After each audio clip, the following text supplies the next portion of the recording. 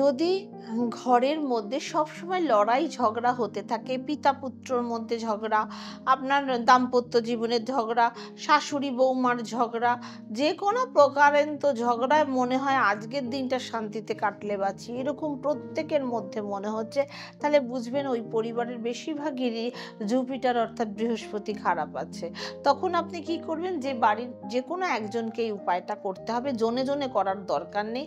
একজনই বাড়ির যে মেইন মেম্বার বা যে যার যে করতে পারবে, একটা কাঁচের পাত্রে ২০০-২৫০ গ্রাম সর্ষে, হলুদ সর্ষে ভর্তি করে আপনি বেডরুমের উত্তর দিকে রেখে দিন। আর প্রতিদিন কিছুটা সর্ষে ১ মুঠো করে নেবেন। সব ঘরে এরম করে ওই হাতটা নিয়ে ঘুরে তারপর রাস্তার দিকে ছুঁড়ে ফেলে দেবেন। আপনার বাড়ির যত নেগেটিভিটি, রাস্তা দিয়ে যারা যাচ্ছে গাড়ি ঘোড়া বা যেকোনো মানুষের পায়ের চাপে, সেগুলো দূরীভূত হবে। এতে কিন্তু অপরের কোনো ক্ষতি হবে না। কিন্তু আপনাদের বাড়িতে একটা পজিটিভ বাতাবরণ তৈরি হবে এবং পজিটিভিটি আসবে। বৃহস্পতিও এতে ভালো হবে। করে দেখুন উপায়টা। ঝগড়া বিবাদ দূর হয়ে শান্তিতে থাকতে পারবেন। ওম শান্তি।